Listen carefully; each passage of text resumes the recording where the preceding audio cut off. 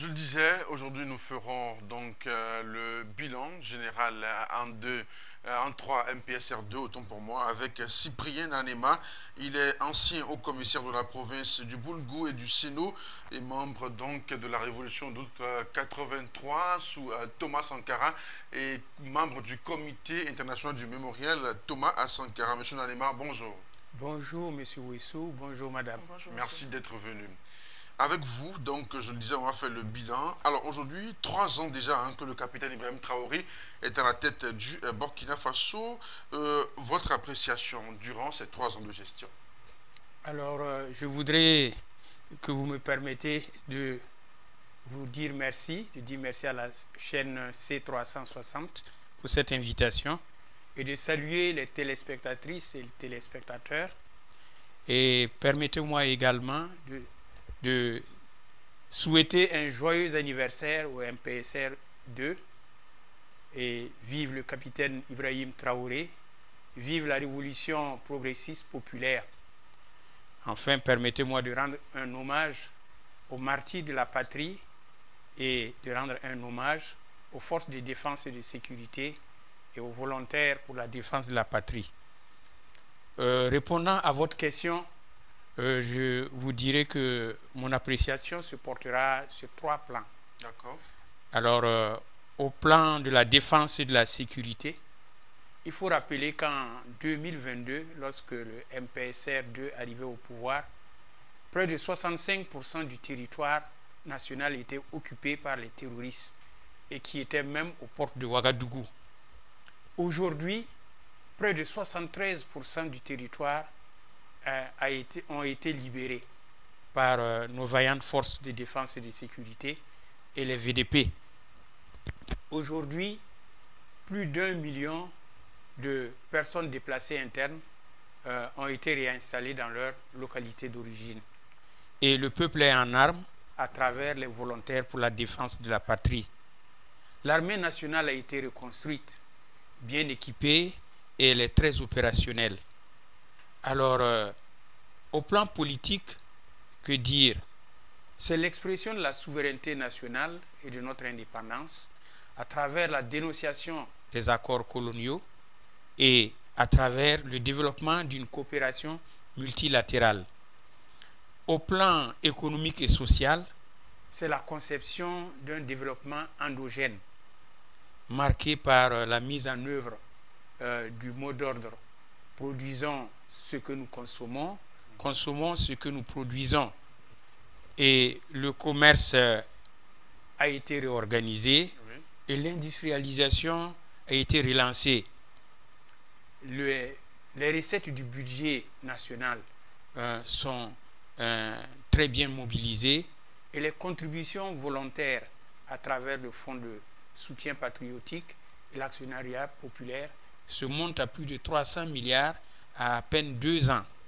Au plan social, c'est la confiance et la fierté retrouvées et les Burkinabés sont dans l'enthousiasme, toutes catégories, tout âge confondu.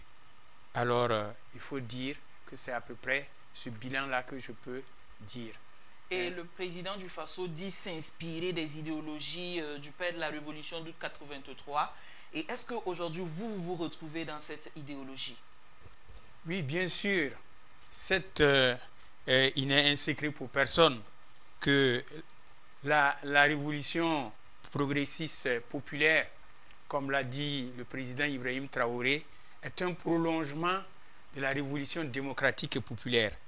C'est dire donc que le président Ibrahim Traoré s'inspire du Conseil national de la Révolution, s'inspire du président Thomas Sankara et s'inspire de la révolution démocratique et populaire.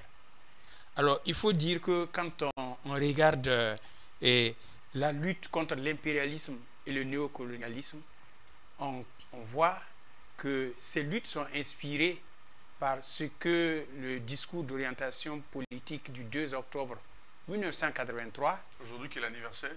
Ah, vous voyez, formidable coïncidence. Et donc, ce discours d'orientation politique décrivait comme objectif principal de la révolution d'août la lutte contre l'impérialisme et le néocolonialisme. Et on remarquera qu'au plan de la défense et de la sécurité, au plan des actions concernant la santé et l'hygiène, l'éducation, l'environnement, l'agriculture, la politique agro-silvo-pastorale et la culture et les sports et bien d'autres domaines, on constatera que ces actions sont inspirées de la révolution d'août 83. Vous verrez que les Wahiyans sont à l'image des CDR d'antan. Vous verrez également que les VDP sont à l'image des CDR militairement formés d'antan. Le fonds de soutien patriotique est à l'image de la caisse de solidarité révolutionnaire de la révolution d'août. Et quand on voit Faso Mebo, nous qui avons fait la révolution d'août, nous revoyons les travaux d'intérêt commun et les grands chantiers de la révolution d'août en son temps. Enfin, quand on prend l'immersion patriotique qui vient de s'achever, cette immersion patriotique ressemble fort à ce que nous appelions le service national populaire SNP. Voilà un ensemble de faits qui nous convainquent que l'actuelle révolution s'inspire de la révolution d'août 1983. En 3 ans, je dirais, vous, en tant qu'ancien militant de la révolution d'août 83, vous êtes satisfait de tout ce qui se passe? Oui, je suis très satisfait, très comblé. Ok. Alors, dites-nous, vous avez égrené un chapelet de mesures qui ont été prises, de plusieurs innovations pour le Burkina Faso actuel. Certainement, il y a des défis à relever. Pour vous, aujourd'hui, quels sont ces défis? Alors, au titre des défis, je voudrais citer 4 défis. Le premier défi, c'est la libération totale du territoire national des mains des terroristes et la sécurité des personnes et des biens. Et à ce niveau, je voudrais souhaiter une grande cohésion des forces de défense et de sécurité. Qu'il soit mis fin au conflit de génération, au conflit de promotion, conflit d'école, conflit même de corps au sein des FDS. Le deuxième défi, c'est la bonne gouvernance des élites. On ne le dira jamais assez. Les élites au Burkina Faso constituent des obstacles au développement de ce pays-là, un peu par égoïsme ou par cupidité. Et c'est le changement également des mentalités et des populations, parce que ces 2-3 dernières décennies, on a vu prospérer au Burkina Faso des entrepreneurs dits politiques. Donc c'est une mentalité qui doit disparaître. Le troisième défi, c'est que le MPSR2 devrait créer des organes centraux de mobilisation, d'opérationnalisation et d'évaluation des jeunes, des femmes et des anciens. Dans chaque quartier? Oui, dans différents secteurs. Les réorganiser dans différents secteurs, dans différents domaines. Enfin, le quatrième défi, c'est la construction d'une nation burkinabé. Voilà ce que je pense comme défi à relever et pour le MPSR2 et pour le président Ibrahim Traoré, à qui nous apportons tout notre soutien. Mais est-ce qu'aujourd'hui, on peut croire à un lendemain meilleur avec les autorités en place? Ah oui, tout à fait. L'espoir est permis. L'espoir est permis quand on regarde le contexte, malgré le contexte sécuritaire qui était difficile, quand on regarde aujourd'hui l'engouement des populations, l'engagement de toutes les forces aux côtés du pouvoir, du régime, on se rend compte qu'il y a une espérance. Ce peuple-là a retrouvé ses marques. Et c'est cela qui constitue un espoir, une force pour notre nation. Le développement est permis.